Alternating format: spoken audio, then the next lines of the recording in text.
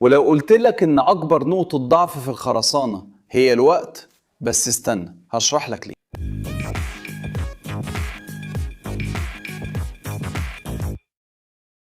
ازيكم يا عشاق الهندسة؟ الخرسانة واحدة من أكتر المواد اللي استخدمت في تاريخ الهندسة الحديثة، وغالبا هتلاقيها موجودة في كل حاجة حواليك تقريبا، مباني، كباري، سدود، طرق، وحتى في أرصفة المدن. هو قوي، متعدد الاستخدامات، وقابل للتشكيل، وعشان كده بقى أساس البناء في العالم كله.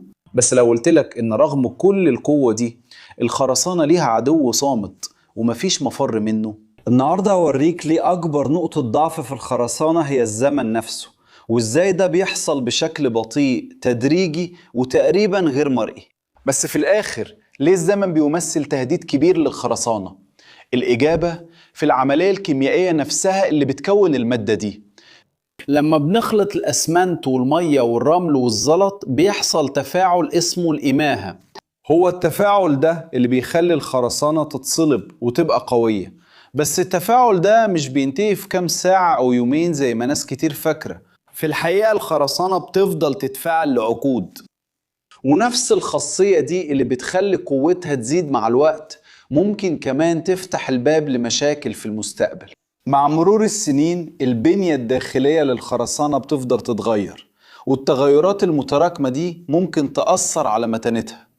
بس ايه اللي بيحصل جوه الخرسانة وهي بتكبر في العمر؟ الخرسانة شكلها صلب ومتين، لكن الحقيقة ان كل قطعة خرسانة فيها ملايين المسام الدقيقة والشروخ الصغيرة اللي بتتكون بشكل طبيعي. مع الوقت المسام دي بتسمح بدخول عوامل خارجية زي تاني أكسيد الكربون اللي في الجو والكلوريدات اللي موجودة في البيئة البحرية وحتى مياه المطر. العناصر دي بتبدأ تدخل ببطء لجوه الهيكل، وهنا فعلا بتبدأ المشكلة الحقيقية. الخرسانة لوحدها ممكن تقاوم كويس، لكن الخطر الكبير بيكون في حديد التسليح اللي هي بتحميه. بس ليه وجود العوامل الخارجية دي بيضر الحديد اللي جوه الخرسانة بالشكل ده؟ الحديد بيكون محمي طبيعيا بسبب القلوية العالية للخرسانة اللي بتكون طبقة حماية حوالين الأسياخ. الطبقة دي بتمنع المعدن إنه يتأكسد. المشكلة إن مع الوقت تاني أكسيد الكربون بيتفاعل مع مكونات الخرسانة في عملية اسمها الكربنة. التفاعل ده بيقلل البي اتش بتاع المادة وبيدمر طبقة الحماية اللي على الحديد، ولما ده بيحصل الحديد بيبدأ يتأكسد. الصدأ بياخد حجم أكبر من الحديد الأصلي، يعني كأن الحديد بيبدأ ينتفخ من جوه. الزيادة دي بتسبب ضغوط داخلية، والضغوط دي في الآخر بتعمل شروخ باينة في الخرسانة. ومع تقدم التآكل أجزاء كاملة من الطبقة السطحية ممكن تتفك، وده اللي بنسميه انفصال أو تساقط الطبقة. بس لو الخرسانة مستخدمة على نطاق واسع ده معناه إن كل المباني والكباري مصيرها الهلاك مع الوقت. الحقيقة مش بالضرورة. متانة الخرسانة بتعتمد بشكل كبير على البيئة اللي هي موجودة فيها. في المناطق الساحلية مثلا وجود الكلوريدات بيسرع جدا عملية التآكل. أما في الأماكن الصناعية اللي فيها تركيز أعلى من ثاني أكسيد الكربون في الجو الكربنة بتتقدم بشكل أسرع. عشان كده الوقت مش هو العامل الوحيد، هو بس الوسيلة اللي بتخلي العوامل الضارة تتقدم وتتراكم وتسبب أضرار على مدار عقود. بس هل في عملية تانية غير الكربنة بتسرع تآكل الخرسانة مع الوقت؟ أيوة. واحدة من أكتر العمليات اللي اتدرست هي اللي بنسميها تفاعل القلوي مع الركام. الظاهرة دي بتحصل لما أنواع معينة من الركام في الخرسانة تتفاعل مع الهيدروكسيدات القلوية اللي موجودة في الأسمنت. التفاعل ده بيكون جل قابل للتمدد، بيمتص المية وبيزيد في الحجم، وده بيعمل شروخ داخلية ممكن بتنتشر في كل الهيكل. مع مرور السنين الشروخ دي بتتراكم وبتضعف المادة وبتسمح كمان بدخول مواد ضارة أكتر. ده دورة بطيئة لكنها مدمرة جدا. بس هل الزمن بيأثر بس من جوه لبره؟ في الحقيقة لأ. الطقس كمان واحد من الأسباب الرئيسية لتدهور الخرسانة على المدى الطويل. المناطق اللي فيها دورات مستمرة من الترطيب والجفاف أو التجميد والذوبان بتسرع من ظهور الشقوق الصغيرة دي. مثلا لما المية تدخل في الخرسانة وتتجمد حجمها بيزيد وبتضغط على جدران المسام، ولما العملية دي تتكرر آلاف المرات على مدار السنين الهيكل بيتآكل لحد ما تظهر شقوق أكبر، وبكده مية أكتر بتدخل والعملية بتسرع أكتر. بس مش المفروض إن الخرسانة بتبقى أقوى مع الوقت؟ ده سؤال ناس كتير بتسأله. فعلا في الشهور الأولى وحتى في السنين الأولى الخرسانة بتفضل تزداد في القوة عشان عملية الإماهة لسه مستمرة، بس الزيادة دي مش بتستمر للأبد. بعد نقطة معينة العملية في الخرسانة بتبقى بطيئة جدا لدرجة إنها مش بتدي قوة زيادة بشكل ملحوظ. من اللحظة دي آليات التدهور بتبدأ تشتغل أسرع من قدرة الإماهة تعوضها.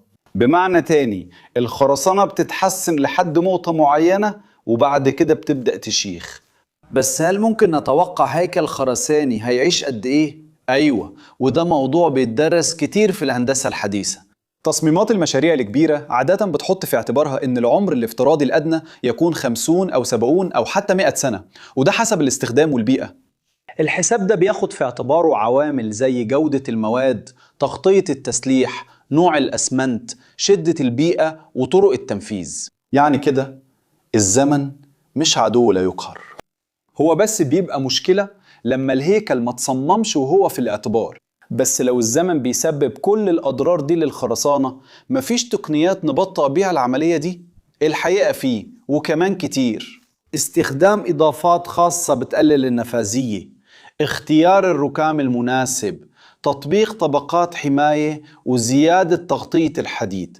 دي شوية استراتيجيات. حل حديث تاني هو استخدام أنواع إسمنت فيها مكونات بذلانية زي السيليكا الفعالة أو الميتاكولين أو الرماد المتطاير، ودي بتقلل المسامية الداخلية وبتزود المتانة. معظم الهياكل الحديثة فعلا بتستخدم الاستراتيجية دي عشان تتجنب المشاكل في المستقبل.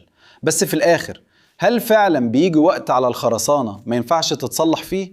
للأسف لما الحديد يفقد جزء كبير من مقطعه بسبب الصدأ، أو لما الشروخ الداخلية توصل لمستوى متقدم، ساعتها الترميم ممكن يبقى غير عملي. في الحالات دي لازم ندعم أو حتى نبدل أجزاء كاملة من الهيكل.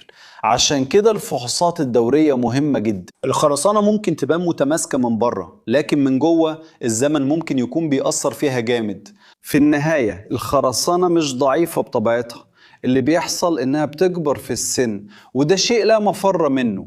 زي ما احنا كده، زي أي مادة بتتعرض للجو هي بتتأثر بعوامل الزمن والمية وتاني أكسيد الكربون وتغيرات الجو. بس فهم العمليات دي هو المفتاح عشان نبني بأمان أكتر ونعمل فحوصات مناسبة ونصمم منشآت تقدر تعيش مش بس العقود لكن لقرون كمان. لو وصلت لحد هنا وعجبك الفيديو اشترك في القناة لو لسه مش مشترك، وسيب لايك وفعل الجرس عشان توصلك كل الإشعارات.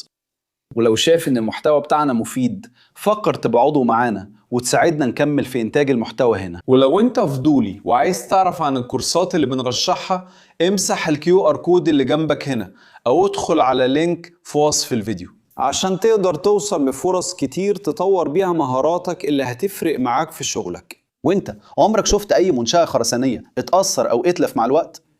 شفت اي شروخ او تقشير او صدأ بدأ يظهر؟